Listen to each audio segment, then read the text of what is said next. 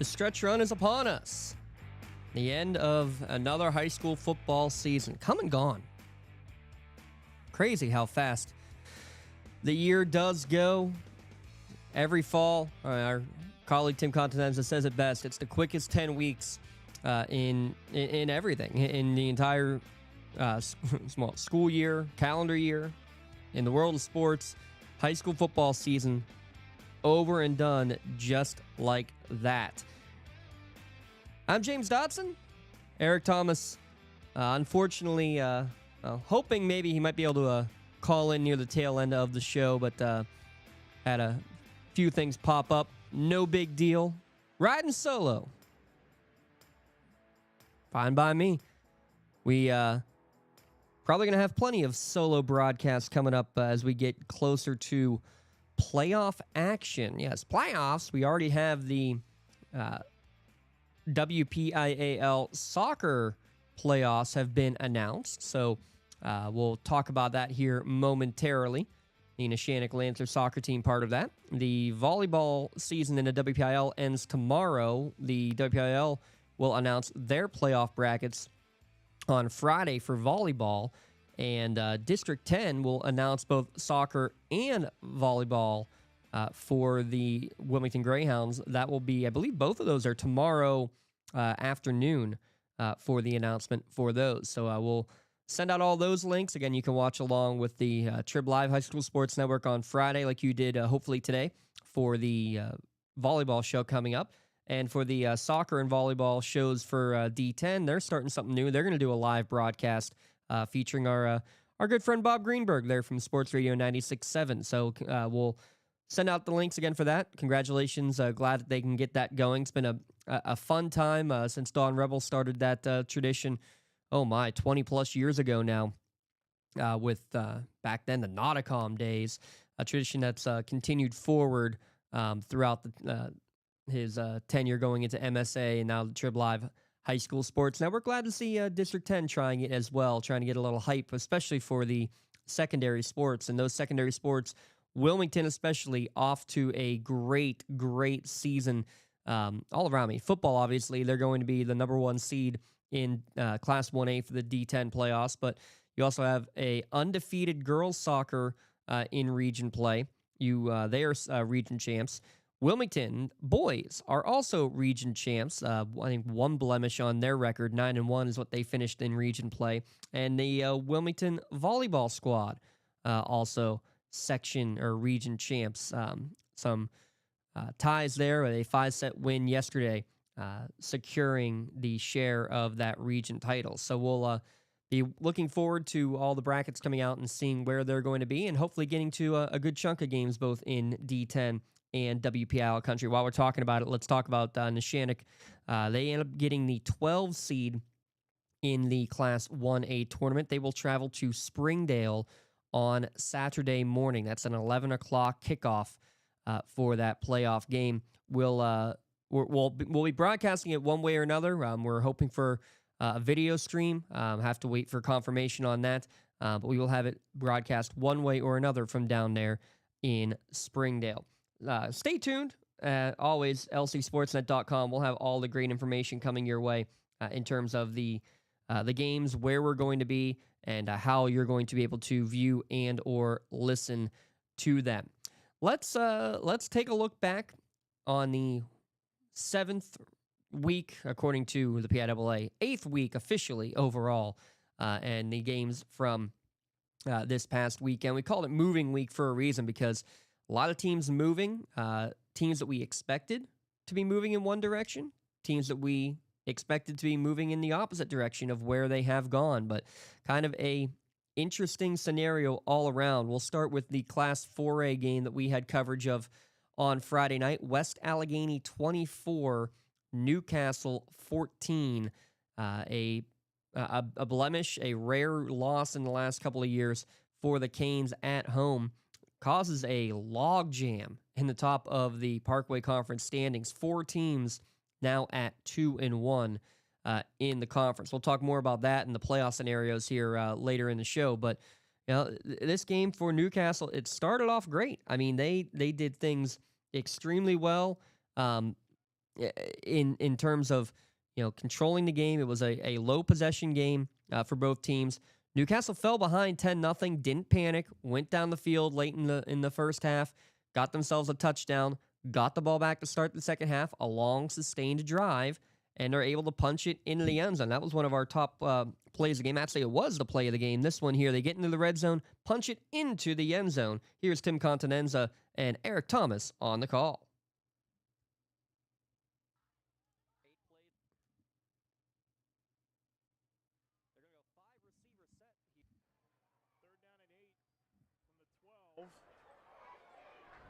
Graham stepping up to evade pressure, has to get rid of it, lobs it, end zone, touchdown, Kai Cox. 12-yard touchdown pass from Marino Graham to Kai Cox, and Newcastle with 5:16 to go in the third has grabbed the lead for the first time tonight. Watch this quarterback just stay strong in that pocket, moves back up, looks and sees Cox breaking open, makes the perfect throw, and Cox goes up high, makes the catch, and the lead to the Canes here in the third quarter. Yeah, took the lead there at that point. It was 14-10 Newcastle, and felt like they were in control, but tell you, in control the entire game, running the football was West Allegheny and Brody Cornell. The workhorse back, they basically direct snap to him, handed off to him, didn't matter. 30-plus touches, 130-some yards on the ground, and this game-sealing touchdown late, his third of the contest. As West Allegheny just playing for their lives as well at 2-4. Going to hand it off to Cornell. Cornell cuts back. Cornell pushing, driving. Cornell is in the end zone for the touchdown with 4:19 to go. Yeah, that was a big late touchdown because, again, it was a long drive, and it turned it from a one-possession game to a two-possession game. And those were the drives that Newcastle, past couple of weeks, maybe a little bend, don't break. You let the team get into the red zone, but then you hold strong and keep them out from getting points. Newcastle unable to do so in those last couple of drives against the Indians. And they suffer their first conference defeat. So Newcastle, Aliquippa, Montour, West Allegheny all tied at 2-1 in conference play. We'll talk about who they play, each team down the stretch, but for Newcastle, it's going to be, take care of business these last 2 weeks. If you do so, you're in the playoffs. I don't think there's any question about that. No matter how the Gardner and the tiebreaker points end up working out, Newcastle will be in the postseason if they take care of business these last 2 weeks. No question about it in my mind. It's about getting back to business. Get back to what's worked well. The run game last week was basically non-existent. Marino Graham threw the ball decently well, 160-some yards, 2 touchdowns, but did have those 2 turnovers that were not the timely. It was a freshman turnover, and to be expected at times, for sure, no doubt about it. However, it's a Newcastle team, again, after winning 2 big games, we said it after the Aliquippa game. Got to avoid the hangover, come out and beat Montour. They did that. We said the same thing a week ago then. You got to avoid that hangover, come right back out and take care of business because West Allegheny, Eric just said it perfectly right there on the call of that Cornell touchdown, playing for their lives. Yeah, they certainly were playing for their lives, and they were able to get the win that they needed to make things extremely interesting and chaotic there in the Parkway. Let's jump down to Class 2A football. And I want to talk about causing chaos. Mohawk certainly did that. How about defeating previously unbeaten Western Beaver? Not just beating them, controlling them 40-20 in that victory for the Warriors over Western Beaver. I do the best I can, over the weekend to go back and watch highlights and bits and pieces of each game featuring our county teams. I went back and watched that entire game. That looked like a completely different Mohawk squad on the field than what we've seen these last 4 weeks. And just look back at everything over the course of the conference season, especially. You have a close last-second loss to Elwood City. 9 seconds is all it was that was the difference between a win and a loss. Then they go to Beaver Falls. They have a chance to win it on the last play of the game. They had plenty of chances earlier in the game as well. Couldn't get the game-winning field goal to go. There's another close late loss. They led most of that game, did Mohawk.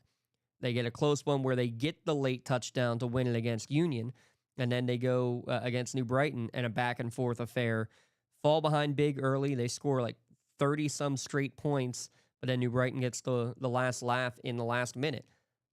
3 losses in conference play by 6 points, by 2 points, and by 3 points. You could have easily been talking about that game being 4-0 versus 4-0, and Mohawk kind of showed exactly that in this game. Jumped on Western early, and I think that's also a big key for Mohawk. They were able to get things going on the offensive front right off of the get-go, and a little extra variety, a little extra spark in that offense. How about rushing touchdowns for Landon Ardro and Joey Nail? By the way, the first carries in Landon Ardro's high school career and the first touchdown in Landon Ardro's career. He had the 4th down icing on the cake at the very end of the game. Bobby Fadden only had to throw it 13 times. Was very the team was very conservative in terms of going through the air because they were very successful on the ground. Career highs for Lucas Stratton: 22 carries, 127 yards, 2 touchdowns. All of those career highs for him. And then mentioning with Ardro and Nail each getting touchdown runs. Fadden also 75 yards. So you're talking about 250 rushing yards in the game for Mohawk. Oh, and Fadden had a pick 6 in the game as well. You can check out all those highlights from our Friday Night Highlights broadcast that goes out every weekend. 40-20, and again, the defense is something that I think has gotten overlooked. That's what we started the year talking about, how well they played defensively against Neshannock. Didn't go their way against Laurel. Didn't go their way against Shenango. Overall, their defense actually had played pretty well in the first couple of conference games. New Brighton, more on them in a moment, just put up points galore. This is the defense I expected to see against a greatly talented Western Beaver team. Now, I know, yes, they lost their running back for the year, but this is still a very, very good quality offense, and they were able to force the Golden Beavers into mistakes. A couple fumble recoveries, interception, and more importantly, they capitalized on those mistakes. I think that was a big part of this Mohawk program as well, to be able to capitalize on some of those mistakes and really put it out of reach. Western Beaver did their best to chip away, but Mohawk stood tough, stood their ground. This was the team I expected to see from the get-go. Maybe with a different Stratton, obviously, at running back, which, by the way, it sounds like Cash doing extremely well after having the surgery on the knee. But Lucas, a great piece, by the way. Check him out. He was the Newcastle News' Athlete of the Week this past week. Check it out, because that is a really cool article talking about, you see your younger brother go down with a severe knee injury. You feel for him and then realize, oh, wait, I have to go put my helmet on and get in the huddle. He spoke it so very well, very much worth the read. Great piece there from our friends at the Newcastle News. But Mohawk 40-20 over Western Beaver keeps their playoff hopes alive. Essentially, that was a playoff game. This week will be a playoff game. They win that one. The following week will be an extra playoff game just to make it into the postseason. Elwood City kind of in the same boat, though a little bit safer, as they get a monster win. The 40th edition of the Rival Cup. They're taking the trophy back to Old Lincoln High, 48-14 over Riverside. Just, again, you come out of the gate strong, good things are going to happen. Early touchdown passes, and often touchdown passes is the best way to put it there for Tyler Smiley. How about career highs for him? 297 yards, 5 touchdowns. And what I love about it, 7 different players caught a pass. Tyler Smiley completed 14 passes to 7 different people. High school football, that just does not happen very often. So big kudos to him. Couple of great touchdowns. Dom DiNucci getting one. Cam Hockenberry gets a jump ball touchdown. Daylon Curie with a couple of touchdowns in the process. They were having fun. You could tell that. That's what I wanted to mention for both Mohawk and Elwood City. They looked like they were having a lot of fun, which obviously it's fun if you're scoring points and winning games, but they just felt like they were in a flow start to finish and getting the job done Richard Curtin, a quiet 20 carries for 86 yards in the game. I think maybe that's also kind of an impressive number to look at, is the number of plays that Elwood City ran. 22 pass attempts, but at quick glance here, I got them for another 40 on the ground. So you're talking 60-some plays from scrimmage in a high school game. Pretty impressive. Good balance, good power up the middle, and then being able to find the open guys in the secondary, getting Elwood City that 48-14 victory. We mentioned Mohawk playing Freedom this week. That's basically going to be a casket game, as Freedom, also at 2-3, defeated Union 20-14. Another game.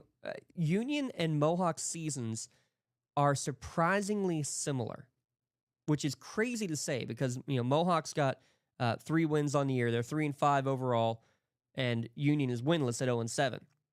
But Union has lost their games all, or most of them, I should say, by really tight scores. Let's just look back here through the conference games. Riverside 9-7. A late field goal for Riverside ends up proving the difference in that one. Western Beaver, big loss. Western Beaver was playing at their best, 46-14. Mohawk, they lose by 7. And that was on a touchdown with about 2 minutes to go. Beaver Falls, they lose in overtime, 28-22. So that's a 6-point loss. Now another 6-point loss here to the Freedom Bulldogs. And Union had themselves a chance. They forced a fumble recovered in the red zone. I think I got the ball at the 11-yard line near the end of the third quarter. Could not punch it in, and then Freedom went and drove the length of the field, took about 9 minutes off of the clock. They couldn't get the field goal to go, but basically drained the clock to its extinction, and Union, at desperation interception down the stretch, ended it, unfortunately, for the Scotties. That does keep Freedom in the playoff hunt with that victory. They run the ball very well. Caden Bailey had 180-some yards, 2 touchdowns. He also caught a 70-yard touchdown pass. He's the straw that stirs the drink. We'll talk about him more as we preview this week's games. Give a shout-out to Gianni Million, over 100 yards on the ground for the Scotties. Class 1A, the only game we had in the county that featured 2 county foes. Laurel all over the Shenango Wildcats. Final score of 42-0. And not much more can be said. Lucas Santini, 2 touchdowns, one to Colton Carlson, one to Jack Miles. Carlson also ran one in for a touchdown. Nathan Hill, a couple of short touchdowns, then he broke one late in the first half. I believe it was the first touchdown of the third quarter that put it into the mercy rule for his 3rd touchdown of the game. He leads the county in rushing touchdowns now on the year, does Nathan Hill. 13 rushing scores on the season. I mean, how great is it to have him back again? When we talk about comeback player of the year, he would be one of your top candidates for sure after missing all of last season with a knee injury. But yeah, this Laurel team, prime, ready to go. They're going to be taking on Southside in a battle for first place. That was the other game that we had coverage of, Southside against Neshannock. Real quick, I do want to mention Laurel holding Shenango to just 39 yards of offense in that game. The Laurel defense, not four straight shutout, excuse me. They have 3 shutouts and gave up 8 in a late touchdown against Summit Academy. So 3 3/4 shutouts in the 4 conference games so far, but they're about to take on the 2 top offenses down the stretch here with Southside and Neshannock. And in that order, too, because Southside took it to Neshannock. 35-7, your final score. All Southside except for basically the first 14 seconds of the game. The first play from scrimmage, Gino Mazzacco calls his own number, takes it to the house. Here for 1st and 10. And a keeper right up the gut, and big hole for Mazzacco across midfield to the 40. Look out! You're not going to get him. One play, 60-yard touchdown.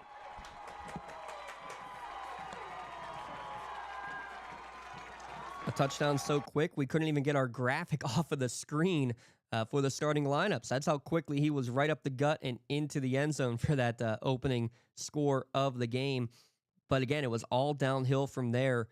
Southside, time of possession, 18 minutes and 18 seconds in the first half versus just 5:42 for Neshannock. Ran 4 plays to Neshannock's 15 and just dominated on the ground the entire game. How about 414 yards of total offense? I'm sorry. Twice wrong. 441 yards just rushing the football in the game. And their main running back in that wing T offense, AC Corfield, absolutely dominant. Neshannock trailed 21-7 at the half. Southside got the ball to start the second half, drove down the field, converted a 4th down with their only pass completion of the game, punching in the end zone. They're up 28-7, and Neshannock has only run 15 plays in the entire game. Credit to Neshannock. They big drive down the field. I believe it was an 8-play drive officially, and ended up, unfortunately, with a turnover on downs in the red zone. Then a dagger. You just went on a good drive, finally had something going, turnover on downs, and then AC Corfield, the dagger. It's the best way to put it. As West Allegheny just playing for their on the drive. Now he ran 15 in the entire first half, but still no points on the board on that drive. And look out! Corfield spins out of a tackle and he's off to the races. Across midfield.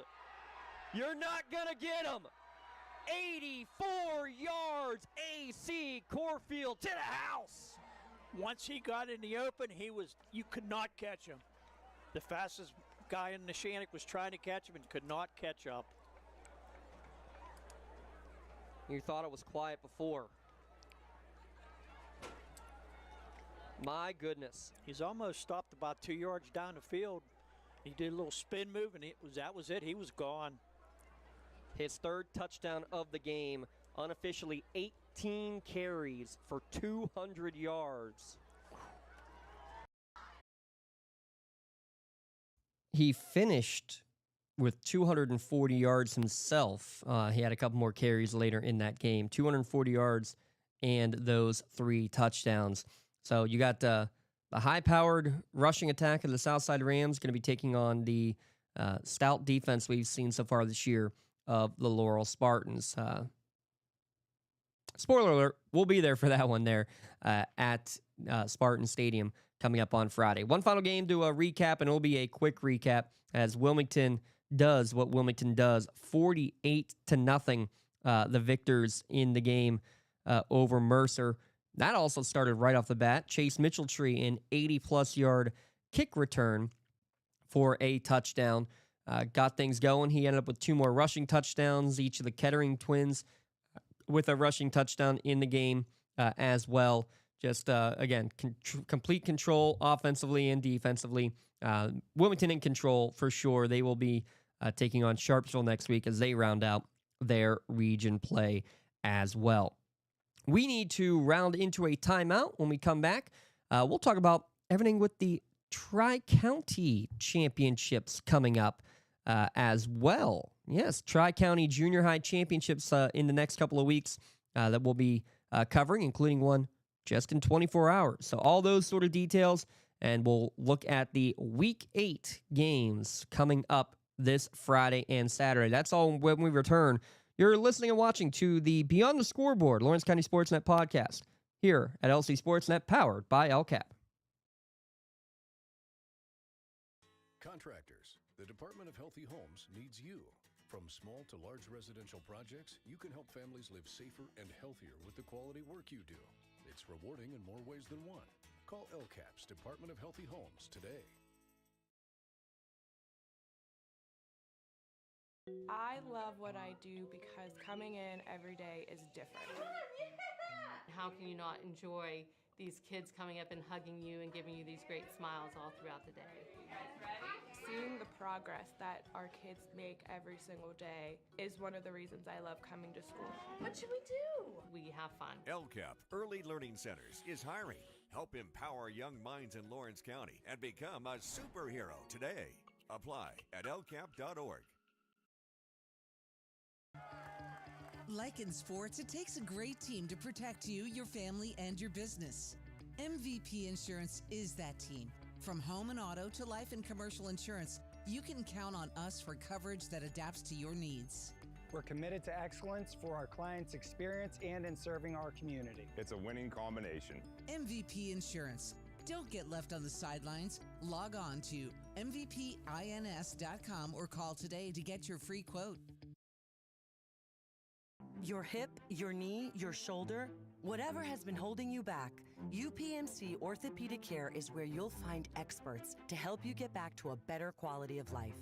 UPMC is pioneering minimally invasive surgeries, and we offer personalized treatment plans and same-day surgery to get you home and moving sooner. It's your ankle, your elbow, your hand, and it's your move. Visit upmc.com/ortho to learn how UPMC can help.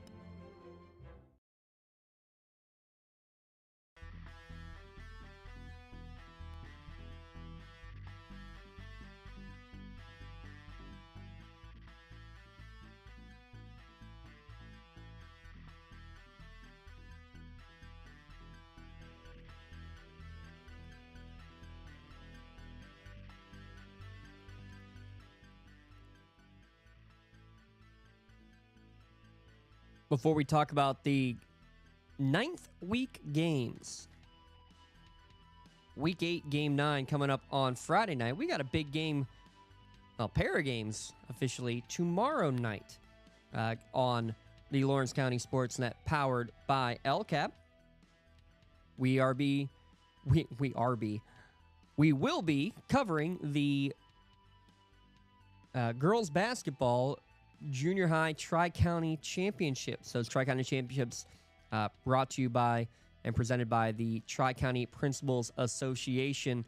Only junior high games that have admission fee to go to it, $5 fee, but all those proceeds going directly into scholarship funds that will be awarded at the end of the year to seniors coming out of the Tri-County Principals Association schools. So, for a great cause, come out, support the young athletes. Tomorrow, got 4 of the 7 schools in the Tri-County are going to be represented, which is pretty awesome. The 7th grade championship will feature Neshannock against Elwood City. That game is scheduled to tip at 5:30 in the afternoon. And then the 8th grade game to follow that will be Mohawk taking on Union. So again, Elwood City against Neshannock and Mohawk hosting Union. And all of those games are at Mohawk as they were the top team, the top seed, making it to the finals in the 8th grade division. That's how they determine the teams that will make it, or the team that will host, I should say, in that championship. Yeah, we mentioned it last week, a really cool thing that Tri-County is doing as well. They'll be starting the girls' volleyball season basically immediately following this, so we'll have a chance to cover the Tri-County volleyball championships near the beginning of basketball season, which will be awesome. That'll be, I believe they said just after Thanksgiving will be the championship there. We also have the junior high football championships coming up a week from tonight, and actually hoping that we might get the official word before we're off the air tonight of what that game will be. Neshannock was hosting, or I'd say I take it back, I think we were at Shenango today. A Neshannock victory and a Laurel victory in their game would mean it would be Neshannock and Laurel in that championship contest. If Shenango was able to pull off the upset over Neshannock today, you would have a 3-way tie, and guess how we're going to break it? The old way to do it, Gardner points. So we'll see if we can get an official word on that before the stream ends here tonight. But if we don't get it live, you will, of course, see the final result coming up on our social media pages, and we will be there next Wednesday for that championship. So also because of that, we don't know exactly what the start time officially will be for that championship game.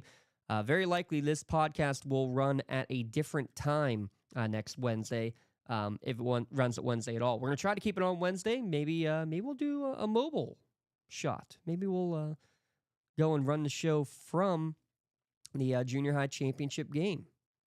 We got a special announcement coming up next week on the podcast as well. So that'll be a lot of fun all around. So more teasers there for you.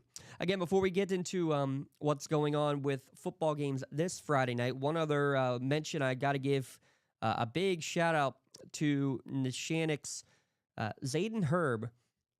We're still doing some research. We're going to try to confirm officially, but we believe he has done something that has not been done in Lawrence County history. He scored his 100th career goal in their victory Monday against Swickley Academy, which, first off, the Shannick beat everybody that made the playoffs in their section. They were the fourth-place team, but they beat all three teams above them. They beat Eden Christian, they beat Swickley, and they were one of, I think they are the only team to beat Beaver County Christian on the season. Impressive enough, that 100-goal career, we believe, is the first in the Shannick history and the first in Lawrence County history. We're still trying to get official confirmation as best as we can as far as records go. Not every school has a soccer program. Definitely doesn't anymore, but not sure about back in the day. If other schools did, that maybe now do not have a soccer program, and just what records are out there. So we're not going to say officially, but we have reason to believe that he may be the only one at both Neshannock and in the entire county to have hit that 100-goal career plateau. So big congratulations to him and that entire Neshannock team, first-year coach Morgan Sipka-Whitmer, because that was a impressive showing that we were able to see them down the stretch, especially getting a couple of big wins.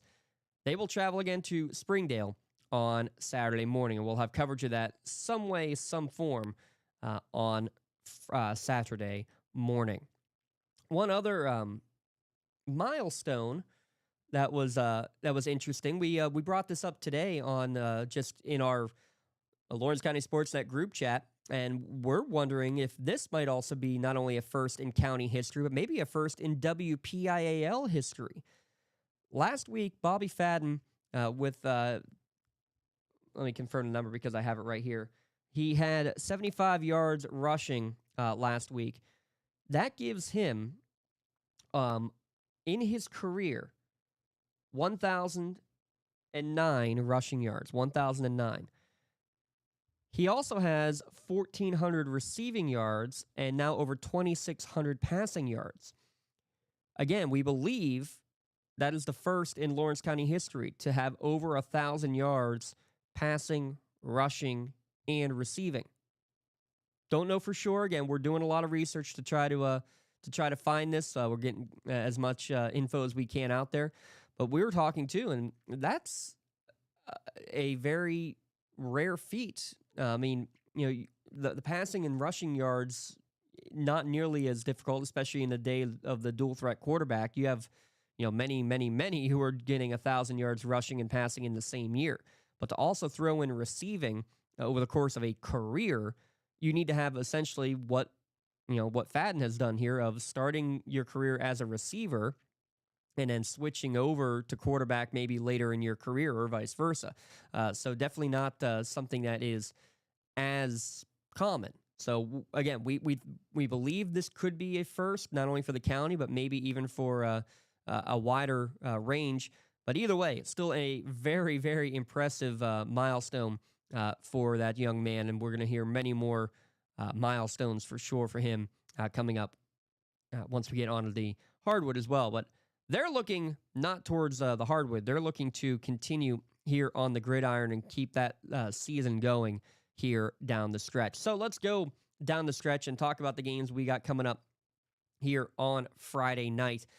We will start with one of the games where we will be in attendance, and that is Laurel hosting Southside.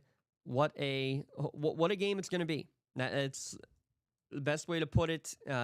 Again, it is a conference championship game in and of itself because it's the three-way round robin that we got set up for this Class 1A tournament. Or Class 1A in the Big 7 Conference, I should say. Because last week, Southside takes care of business. Now Laurel, if Southside wins this one, they've got the conference title basically wrapped up. Yes, they have to win in their final game of the year, but it is essentially done here and there. The complete opposite of it, though, if Laurel wins, they're in the driver's seat. They can win the conference outright, or Neshannock could potentially force a three-way tie. So lots of scenarios. It could turn out into the Parkway chaos, or if Southside does what they did last week, Even though Laurel's played great defense, that Southside team was as close to perfect as you're going to get in a high school football game, especially the way Coach Travelpiece runs that offense. And here's a stat for you. Eric Thomas was able to pull this one out. Going back for the last 4 seasons, Southside Rams on the road are 17-2. 17-2. Incredible what they are doing as these road warriors. I mean, we talk about how good Neshannock can be at home. We talk about how good Newcastle has been at home here these last couple of years. To do it on the road consistently like that is darn impressive. And how do you do it? You take a crowd out of the game by slowing a game down, controlling the clock, controlling the game. That's just what the Rams do so effectively.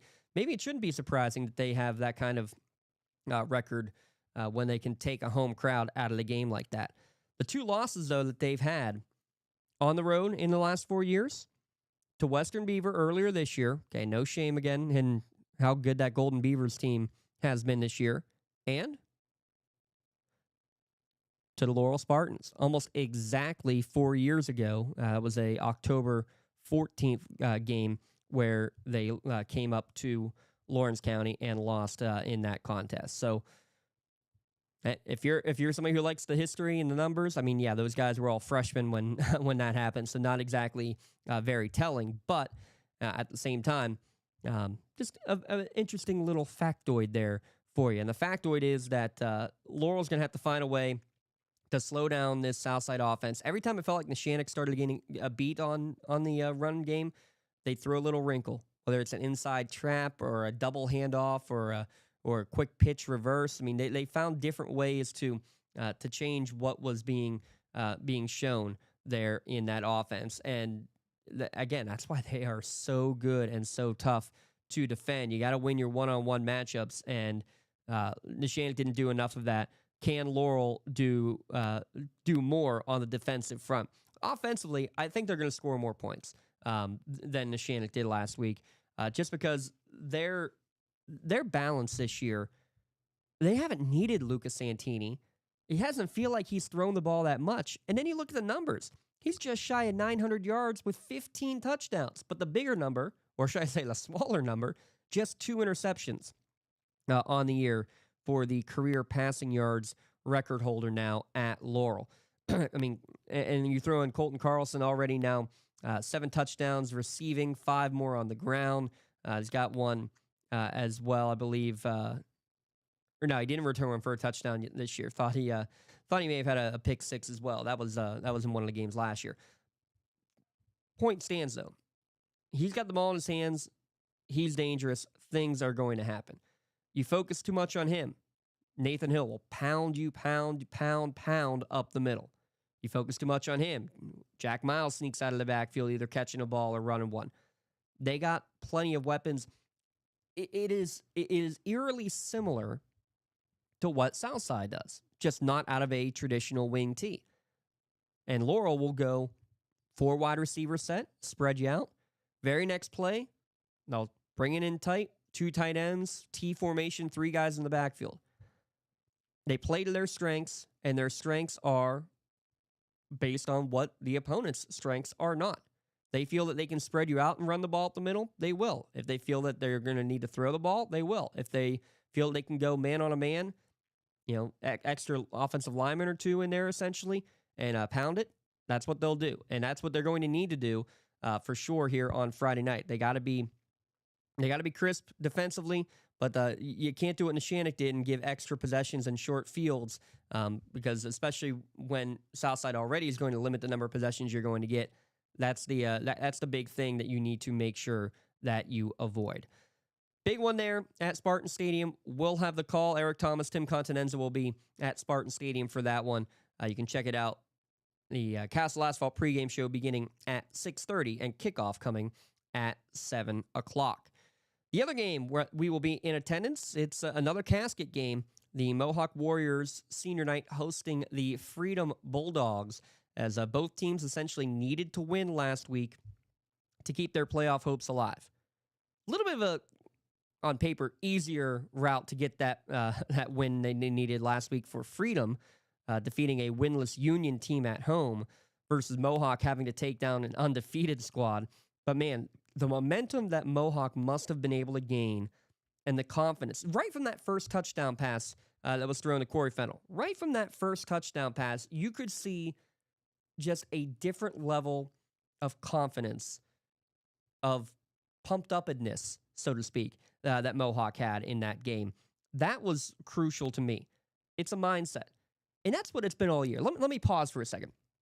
I remember talking actually after the loss of Cass Stratton, and just, the main words from Coach McCutcheon were, not bummer for our team, bummer for that young man, because why does it always seem that something like that would happen to one of the hardest workers that you have? The guy who's always in the weight room, the guy who's always getting and asking for the extra reps. That was what his mindset was, but we got to go next man up. Feel bad for the kid, not for the team, but for the kid first, because now it's just next man up. We're going to get done what needs to get done. 2 weeks later, they lose an absolute heartbreaker to Elwood City, giving up the game-winning touchdown on 4th and long with 9 seconds left. That team could be completely dejected, could be done for the year. Worried that they were going to be.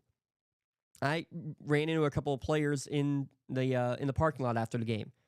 And I just said, hey, how you guys doing? And he said, we're okay. We're fine. That one hurt. Shake it off. Right back to business tomorrow. Like, okay, let's go. Let's see what's next. Following week, again, going on the road, tight game. My goodness, how you had to feel about about what that was going to be when then you lose in a low-scoring battle, 8-6. Couldn't stop a 2-point conversion. Had a couple of chances late to punch one in the end zone or to kick a field goal. Didn't go in. Same response, though. It's positive. Like, we were right there. We had them. We couldn't do it.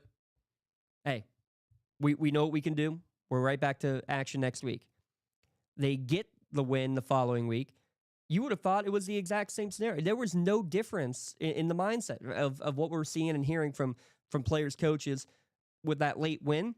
Happy to get, the monkey off the back for a moment, but no of like, yeah, we're back. We're good to go now. It was, hey, we're continuing on. Let's go. Following week against New Brighton. 38-35, they lose that game. I think the fans at that point are like, what just happened? We had that lost. We had it won. We had it lost. Even keeled. It was still like, it's still all in front of us. The road is tough. We know it's going to be, but it was still positive thinking. My goodness, the positivity that I've heard out of this team throughout the month of September and early October, absolutely impressive. And then to go and get the win that I don't want to say they deserved more wins, but that's just kind of how it felt. Anyway, my dissertation gone here. I had to say about how impressed I've been with that team staying level-headed and staying in it, because that team could have easily folded. Going against an undefeated Western Beaver team where it's like, oh, we got to win this game? Oh, my goodness, how are we going to do this? What do you mean, how are we going to do this? They're going to go right out there, punch them in the mouth, make a big play, go make another big play, then go make a third big play, and get up 3 scores right away here early in the game. That's what they did, and that's what they need to continue to do, is to have that, quote-unquote killer mentality right off the get-go. Because Freedom, again, is a team kind of like Southside. They run the wing tee, probably not as effectively and efficiently as Southside does, but you saw what they can do. They also go, we'll spread it wide. In fact, they got 2 of their 3 big, long touchdown runs, not out of the wing tee, but more out of a spread look. And it's Caden Bailey who's the straw that stirs the drink again. He had just shy of 200 rushing yards and 2 touchdowns. He caught a swing pass that he just outraced everybody, 74 yards to the house last week against Union as well.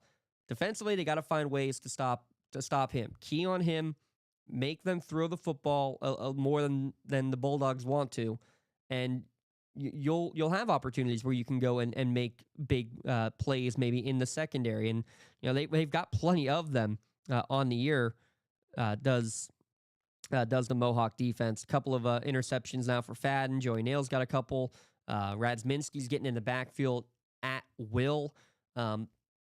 you got a pick 6 in each of the last 2 weeks. That's Mohawk's key right now.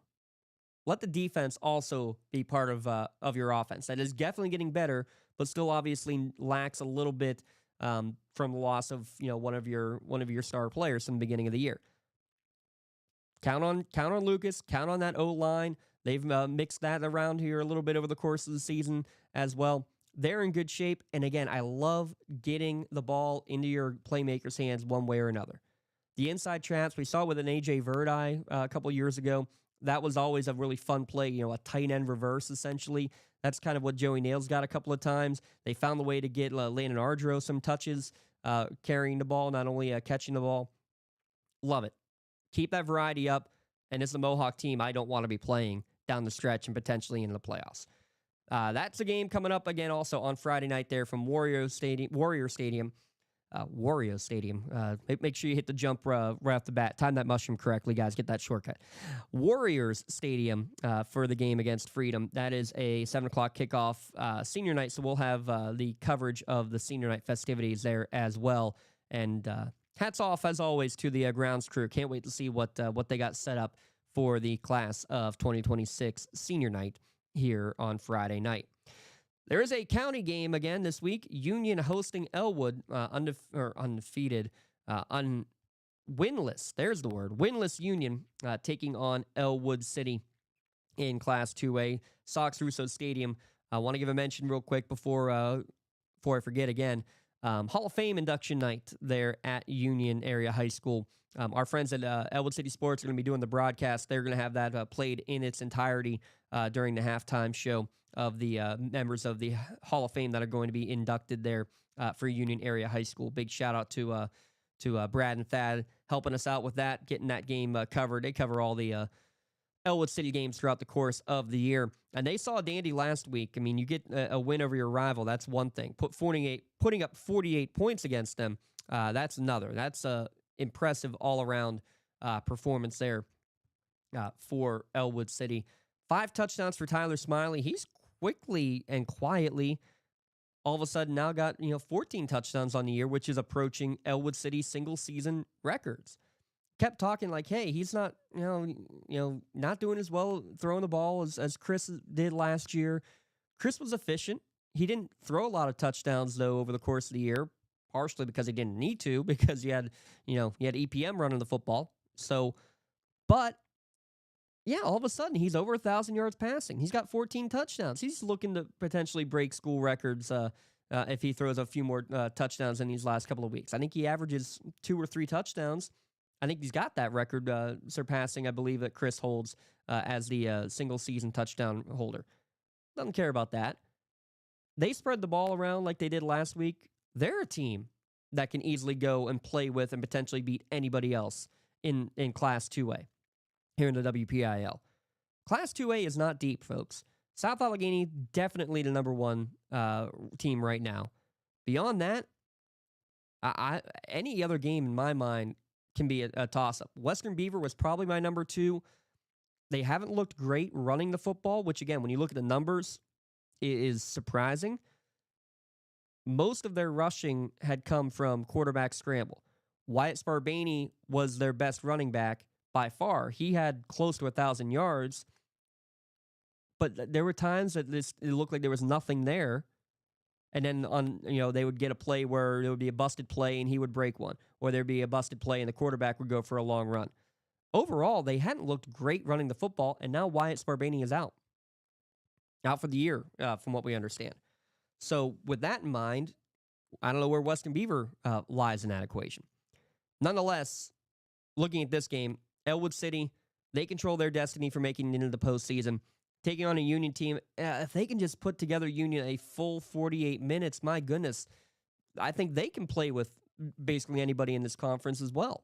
The way that they've looked, they just have been one step short. Again, similar to Mohawk, they just haven't been able to get that final step. Last week, Gianni Million, with a good bounce-back game for him, 120 yards on the ground for him, touchdown reception for the senior Jaden Townsell from Jordan Kelly. They're right there. And the other issue is a couple more injuries, unfortunately, for the Union Scotties are going to hamper them a little bit. But hey, again, it's a next man up mentality.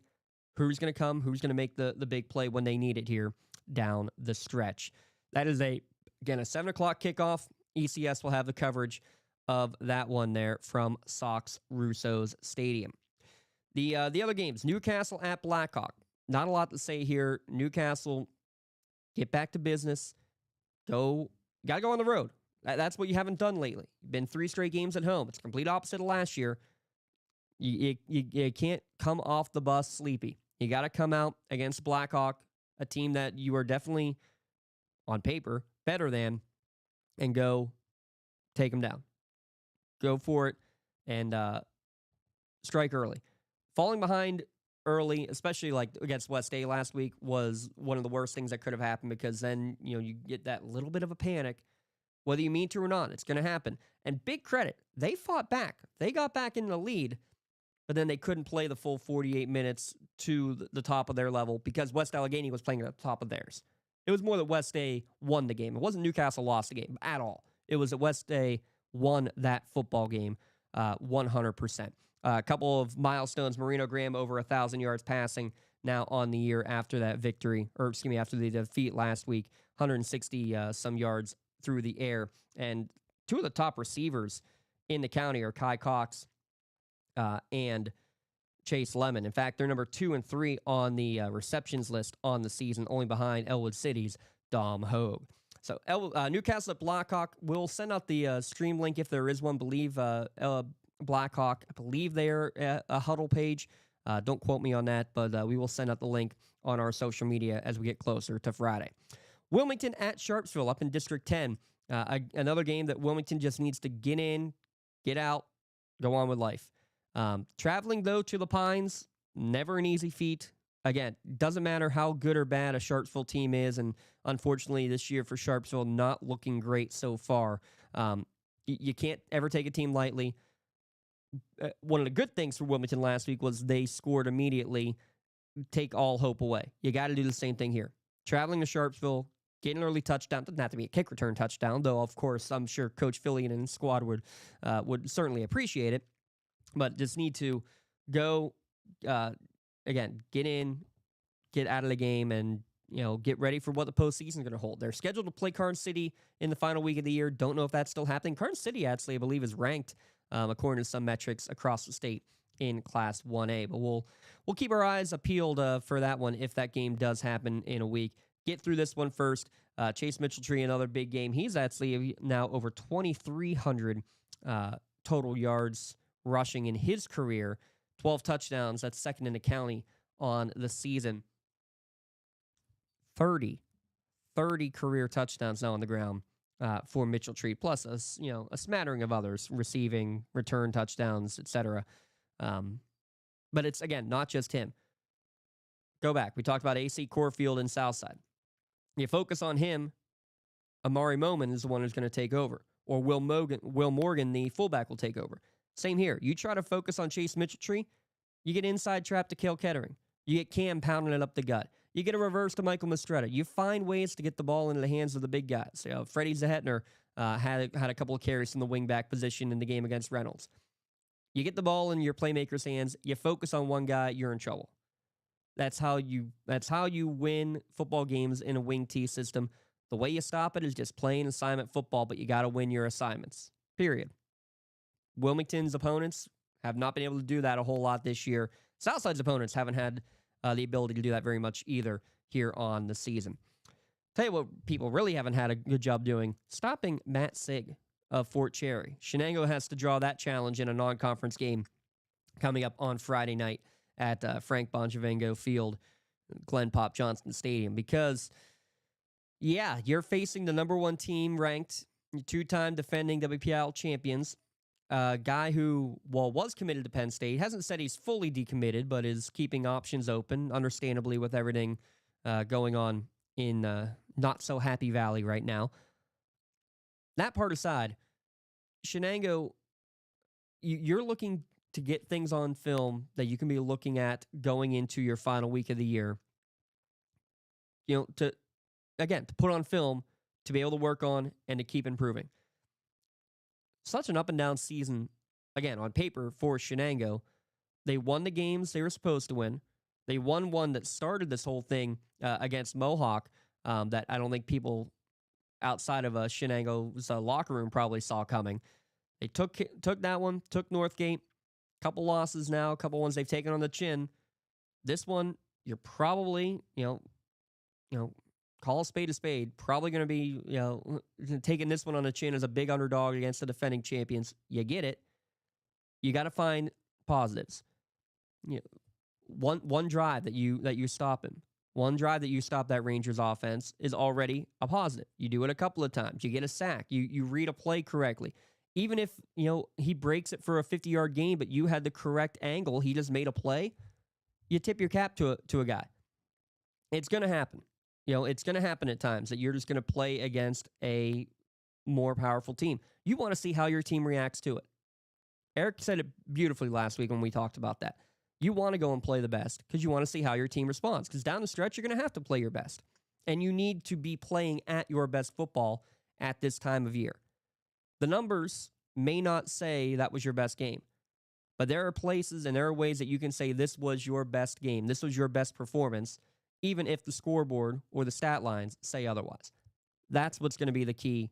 Can Shenango, can they do that on the game against Fort Cherry? Because they have the big one that's probably going to be a win-and-you're-in game next Saturday at Summit Academy that will potentially get Shenango into the playoffs for the first time in 5 years? Have to check on that one. But needless to say, find things that look good, play your game, and see what happens. Go. You want to say go shock the world. It's probably not going to happen. There's nothing that says it can't happen. If it doesn't happen, you can still get wins out of a game, even if you don't get a win on the scoreboard. That's the main point, and that goes for every sport. That goes for everything in life, for record. I digress. The final game, speaking of Summit Academy, they host Neshannock this Saturday at 12:30, and same thing for Neshannock. It's a game that you should win on paper against the School for Adjudicated Youth here in the area of Summit Academy.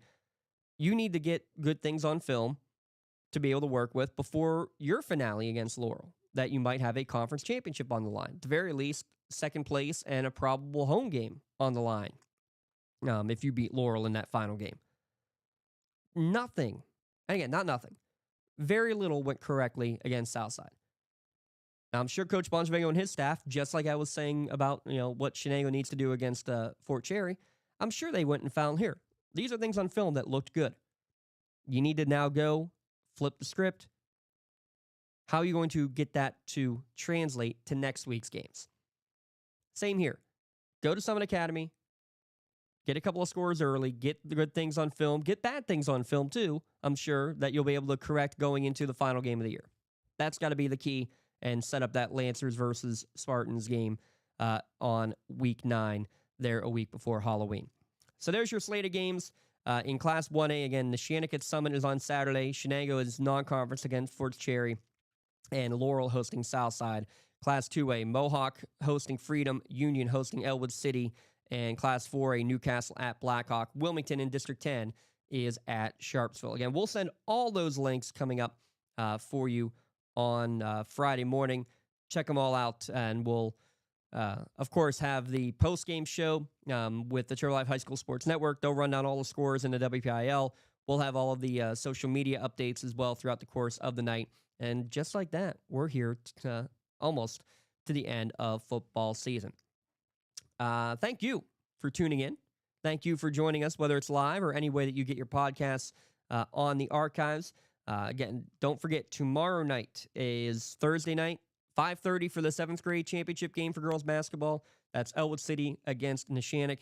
8 o'clock, Mohawk hosting Union for the 8th grade title game. Those two games on Friday, Neshannock soccer on Saturday as well. And don't you forget all the playoff action, volleyball coming up next week as well. We'll get it here as part of NFHS and Network. We'll have video coverage when we can, audio otherwise, for all those playoff games. I'm James Dotson. Thanks for tuning in, and stay tuned for more great action. This is the Lawrence County SportsNet, powered by LCAP.